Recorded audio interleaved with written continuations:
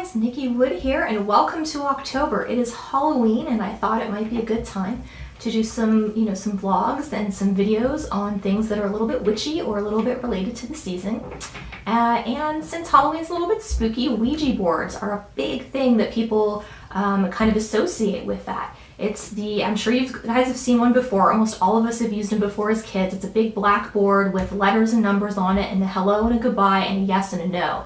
And the way that you put your hands on the board, apparently, some people like to move it themselves, but if you let Spirit move it, Spirit will move the board for you. I think that's kind of shocking when people realize that that actually can happen. So, but that's how it works, and you're supposed to use the Ouija board to get messages from beyond the veil, from the other side, from Spirit. Depending on how creepy or ominous you want to make it. I think Ouija boards or Spirit boards can be quite helpful if you use them properly. But the tricky part is that most people don't really know how to use this. They use it, as like a parlor trick or a game or something, sometimes they even make fun of it while they're using it, which is a big no-no. You don't want to do that. It's sort of like if you are making fun of a kid on the playground or, just in real life or whatever you're doing, the reaction that you get might not be good from that other person. They might punch you in the face, you don't know. So it's kind of the same thing with the Ouija board. If you're not using it properly, you could get punched in the face, and you do not want that. Especially because Spirit's energy can be very powerful, and if you are not respectful of it, it's not going to be respectful of you. So, if you want to use a Ouija board, what sort of things do you need to be aware of? Now, first of all, I'm not really big on the actual Ouija board. I feel like the energy is really heavy and kind of dark, and it makes me uncomfortable. There's just something about it that I don't love. So for me, I do use something a little bit different. But if you are using a Ouija board, let's talk about some things you can do. First, you always want to be in a good frame of mind. You don't want to be sick. You don't want to be having a bad day. You don't want to be frustrated about something that just happened. You want to be, grounded in a clear space. So if you want to meditate beforehand, that's a really great thing to do. If it's not your thing, just make sure that you feel solid and you're not getting bumped around by any other energy that you may be feeling or absorbing, because that will affect what sort of energy is being drawn to you, because like attracts like. So if you're like in a bad mood and angry, you're going to get some angry energy coming through, and trust me, that will not be fun. But if you're in a nice, calm place and you're genuinely looking for answers and looking to connect and looking for some help and some guidance from the other side, you can get that. But make sure that you start in a grounded place first, where you're feeling well emotionally and physically. The other thing is that you do not want to use them by yourself. They're designed to be used by, a small group of people. Now, I have used them before by myself, but I'm really careful about it. And you can if you want to, but generally, I will tell you it's better if you have more people. So that's definitely what I would recommend. Now, if you have more people, I would designate 1 or 2 people to move the planchette. And the planchette is the piece that you get that moves over the board with the numbers and the letters on it. And they look something like this. Now, this is a special one. It's not specifically the one you get with the Ouija board. The Ouija board one that you get is kind of generic, kind of plastic, doesn't look like it's very serious. It doesn't matter what it looks like. The tools that you have are still tools. Practicing, witchcraft and spells and magic and things. I'm mostly the tool. I use the other stuff to kind of direct. So it doesn't matter what it looks like. You can use whatever you want. The energy is still going to kind of come through. So it doesn't matter if it's kind of plastic and cheap or whatever, or if it looks like this. It's still going to work. Now, what you're going to see here, in case you don't know, so there's kind of it might have 2 different things. There's a little circle in here where it might roll over the letter, and it'll show you the letter A or B or whatever behind it, or the number. And then sometimes too, this pointer will go to different things. So sometimes it'll go to point to the yes or to the no, or different things like that. So that's kind of how it works. And you gently place your hands. One person would either place them here, and then the other person here, or maybe like here and on the side, and you just rest them very gently on the top. And then as you're talking to Spirit and asking for answers, you'll kind of feel the board kind of move underneath you, and you're not shoving it, but you're just kind of moving with it. And that's how it works on the board. Now, before you do that, the other thing that I will say to you, 1, be grounded. 1, make sure that there's more than 1 person. A couple people working the board. You might want to have a secretary taking notes of the questions that are asked and the answers that are being given, so that you have a record afterwards, because sometimes it's a little bit kooky when it's happening and you're like, is this for real? And then afterwards, if you can go back and really methodically look at the answers, you can see that the information that you're getting is often fairly correct. Don't ask me how it works. It just works. I don't know. I believe. So that's another thing. Before you just start throwing the planchette on the board and asking random questions, you need to be working in a safe space. It's recommended, one, that you do not be working in your home, because if anything happens to jump off that board, if you aggravate anything, that energy is in your house and you will have to remove it, and it will not want to leave sometimes. So make sure you use it somewhere else, not in your home, not in somebody else's home. I don't care how much you like them or not like them, just, don't do that. Some people like to get a little bit creepy and they want to go to a cemetery, an old insane asylum, or, just a place where they think there's a lot of activity. I would suggest maybe not doing that, because you don't know what you're going to get and there's so much coming at you. And if you are not skilled in controlling that, you're going to be in trouble. So make sure that you are in a nice, clean space that's not going to aggravate anything too much. And also make sure that you set up your boundaries. Before I do any sort of reading, whether it's like a tarot reading, whether I'm working with my spirit board, I always kind of set up the space. You can do this however you want. There's a lot of different ways.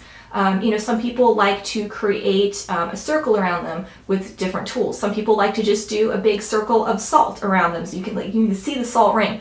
For me personally, what I like to do is I like to call in the energy of all the four corners, and I ask for their guidance and their protection to keep me safe. I also have two angels that I call in. One that kind of seals off kind of the floor. He's more like an earth-working sort of angel. And then one that's kind of a higher up celestial angel, and he kind of closes off the ceiling. So when I'm working in this like really enclosed box. I've got all my four corners nailing my energy down, and then I've got the floor and the ceiling coming together like this. So I am protected on all angles all of the time. So I feel very safe when I work. The other thing that you want to be really aware of is you want to make sure you state specifically what you want. The universe has a weird sense of humor, so you have to be specific. For example, my friend made a list one time of places that she wanted to move, and or things that she wanted in an apartment that she was looking for because she was moving, and she wanted to live by the ocean, right? So she put, like I need a parking space, I want washer and dryer, and I want to live by the water. So she gets a place, and it is by the water, but it's not by the ocean because she wasn't specific. So spirit is specific. Keep that in mind when you are asking for things, especially when you're asking for your own safety and protection. Once I get everyone together, I ask that the elements and the angels all work together to keep me safe. And I also specifically say that I will only allow love and light and positive, helpful energies in my circle, and that anything negative or harmful will not be allowed to pass. You can think of it like Lord of the Rings if you want to. But that really helps set the boundaries for what's going on. It's like setting up boundaries for your house. Are you just going to open the door and let anyone in? Or are you going to take a look at, who it is before you open the door? It's the same thing when you're working with the Ouija board, so keep that in mind. Those are really the big things. Now also too, when you ask questions, there's a whole list of questions that you should and shouldn't ask.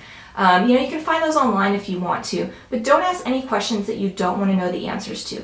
Also, ask answers that will help you with things that are really important for you. Don't be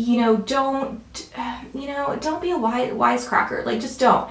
Because it's the same sort of thing if you're having a conversation with the person. The spirit that is coming to talk to you has taken their time and their energy to come and help you. And if you are insulting them, you don't know what you're going to get. So you should be very respectful and you should be really careful. The other thing too that you should always make sure you do whenever you close out a session is to make sure you move your planchette over the word goodbye, because what you are doing is you are sealing off the conversation. You're saying goodbye, I thank you for your time, and we're done. Because if you don't do that, it's sort of kind of an open invitation. The spirit's like, well, they didn't officially say I had to go, so I'm going to hang out. You definitely don't want that. Even if the energy is lovely, like, you don't want stuff sticking to you or around you in your space. They have other places they need to be. Let them go there. You do your own thing. There's a bunch of other tips too for you guys. I did write a blog article on this. It's on apothecary11.com. Currently is on the home page. If you scroll down a little bit, there's all my blogs there and you'll be able to find it. And if you go back for all the Octobers, I usually put some fun stuff for October also. So I think that's pretty much the main things that I kind of want to tell you about that sort of thing. There's a lot of other tips and interesting things that you can go look at on the blog. But before I go, I do want to show you the spirit board that I use, because if the Ouija board doesn't feel good to you, that's totally fine. I know a lot of people are kind of uncomfortable about them, and there's lots of rules and regulations, and they've done some weird things, and so the energy is not great, but they don't all have to be like that. There's a lot of different kind of spirit boards. If you want it to be spooky and creepy and dark, get a Ouija board, knock yourself out. But if you want something a little bit lighter and fluffier and softer, this is one I have. I'm not endorsing this by any means, but I just want to show you, like, what I have and what I use if you would like suggestions. So this is one that I use right here, and as you can see from the box, it's already a little bit lighter and fluffier. It's not so like, you know, death and destruction sort of looking. It does have a lot of the same items on it that the regular board does. It has numbers and letters, but it also has some fun other things too, in addition to the yes, the no, the goodbye, and all that sort of stuff. So let me kind of show you. I don't know if you can see everything in here. It's kind of a big board, but I mean, this is great. Like, who would be scared of using this if you use it properly? Like, this is not like, you don't feel like death and destruction is going to like come jump out and grab you, right, and tell you your deepest, darkest thing that you don't want to know.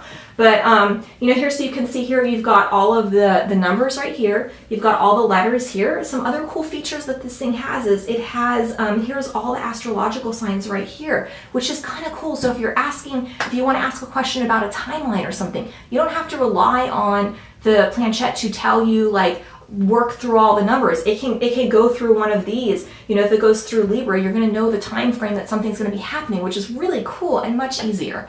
You know, it's got a whole bunch of other words here too, like far, look, listen, open, you, hello. This is probably if a spirit comes by. They usually, for me, they tend to say hello, and I always acknowledge them and say hello, and I ask if they'd be willing to help me. You know, you're having a conversation with like somebody you don't know. So, you know, polite and manners and courtesy is definitely part of it. But, you know, there's different, you know, you've got directions and things in here too, north, east, south, and west.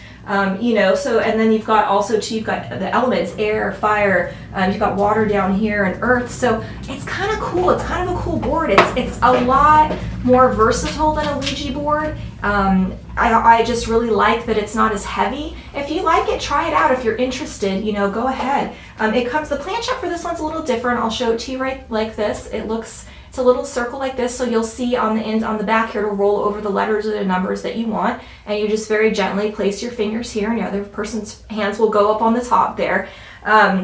Also, too, one quick tip: do not walk away from the board and leave this on it. If you need to take a bathroom break, if you're sweating bullets and you need some water, if you need a minute to comprehend what you're seeing or experiencing, take this and remove it off of the board, because what can happen is spirit, you know, some of them are like playful tricksters, and some of them, you know, might be a little bit more than that, and you never want them to have access, you know, to the telephone line here without you having some control or some say-so. So make sure that it doesn't try to invoke anything or move anything or try anything while your back is turned.